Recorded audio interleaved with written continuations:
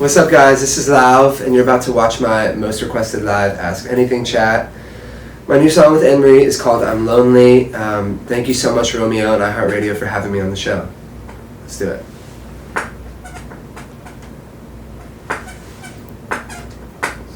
My dog is chewing its toy. Let me grab my dog right now. Come on, buddy. This is Billy. Alright, Billy, we're going to answer these questions together. Durga from Singapore says, if you were in Sesame Street, which character would you be and why? I would probably be Big Bird.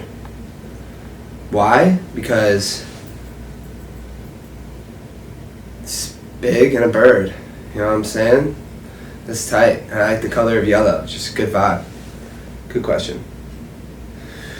Reggie from Chicago says, when you met Anne-Marie, what were your first impressions of each other? I can't speak for her. Hopefully she didn't think I was too weird. She probably did. Honestly, I was super nervous to meet her. Because the funny thing is we made the song without even having met yet. So she had recorded her part. I think she was in London. I was back in LA. She killed it. And then we met. We were playing a show together at Wembley Stadium in the UK. And she was super sweet, super funny. Her laugh, or her many laughs, are amazing, hilarious, crazy. Yeah, so it's a good vibe. All right, Jennifer from Mobile, Alabama says, what do you use on your lips? They always look delicious. That's a secret. Can't let go of that secret. No, I actually use nothing at all. Maybe chapstick sometimes. That's literally it. I always thought my lips were weird, so thank you, Jennifer. Talia from Grand Rapids says, when are we getting the LAUV? Why don't we collab? I don't know, I can't say.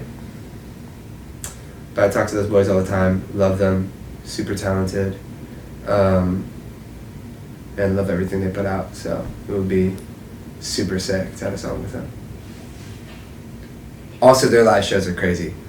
Like, I played a couple events with them, and yeah, just super good vibes. Oh, you guys, you Why Don't We fans, you guys are amazing. Really supportive, clearly, and yeah, super sweet. Thomas from Daytona Beach says, how would you describe your blend of real instruments and software sounds in your productions? I'm so bad at describing my music to people. I'm like, it's sort of like singer-songwriter at the core, but electronic at the same time. I don't know, I get really nerdy about it, and I'm not really sure what to say. But I feel like I like always having some type of real element, you know? I grew up playing guitar and piano and viola and writing songs that way. And then I kind of got into making beats secondarily, and I feel like I rarely make songs that are all electronic because it just feels unbalanced to me. But I also kind of had a phase where I was making a lot of remixes and stuff like that. I thought I was going to be a DJ for one moment. Obviously not a DJ, although some people still think I am, which is funny. Yeah, so I just like a balance. Buncelino, what are you doing? Billy, can you answer one of these questions? Yeah? No? It's going crazy right now. Jean from Baltimore says, what's the most interesting form of inspiration you had for one of your songs? That's a really good question. I would say either my dog, either Billy, or my favorite bar in the world. I wrote a song about it. It's going to be on my album. Both those songs are going to be on my album, which is coming out March 6th. How I'm feeling. Cool. Good question. Rachel from Columbus says, can you tell us more about your involvement with helping people with their mental health? That's a really good question. Basically, where do I even begin? January of 2019, obviously this year, was like the worst month of my life. I was in a really bad place. I didn't really realize what was going on at the time. I thought I was just kind of like, I thought I should have fixed some things about my life, and I thought there was like this one fix to my mental state. But I later learned to be whatever, clinically depressed and OCD, which is really still interesting to even say. I feel like in my head, my experience is like invalid. I always feel like other people have it harder, so there's a voice in my head that's always like invalidating what I feel, but I think that's part of the problem.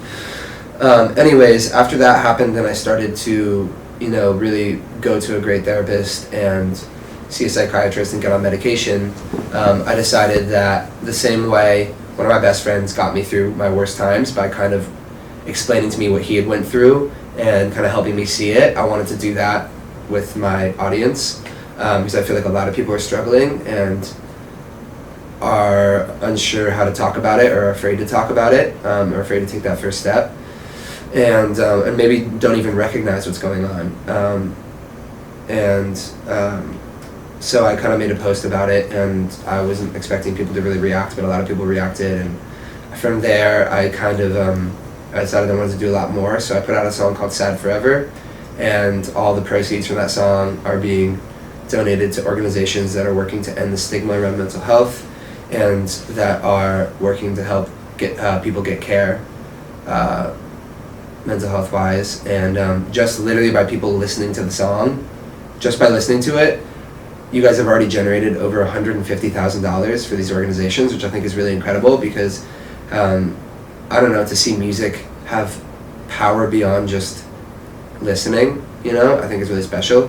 So thank you guys for that. And from there I created a foundation called the Blue Boy Foundation, and I'm just trying to continue to find ways to support the organizations that are helping people. So yeah, thanks for the question. What's something that makes you feel alive? I think I feel the most alive when I'm playing shows. I mean, that's probably an expectable answer, but there's just nothing like being on stage, being totally in the moment, because oftentimes I'm really in my head, but when I'm on stage and we're all singing together and all vibing and everybody's just having a good time, and I'm making eye contact with somebody and we're both smiling and it's amazing, I just get totally out of my head, and it's just literally fully in the moment, which is, I think, the definition of being fully alive, is being fully in the moment. That, or when I meditate. Meditation really helps me a lot to feel very grounded and happy. Okay, Billy, I'm gonna put you down. You don't want to be in the chair, so I'll put you back on the ground. Thank you for the cameo. Everybody clap for Billy right now.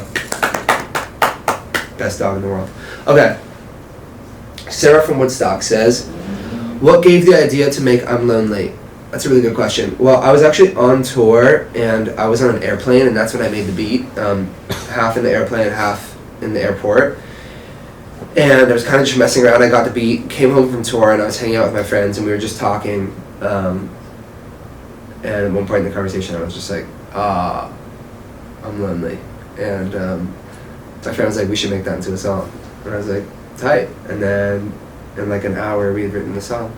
And then from there, I was just a fan of Anne-Marie and asked her if she wanted to be part of the song, just because it felt like it could use another perspective, and then she nailed it first try. So, alright, thanks again for watching my exclusive Ask Anything chat with Romeo, most requested live. My new song with Anne-Marie is called I'm Lonely. I'll see you guys out on the road very soon.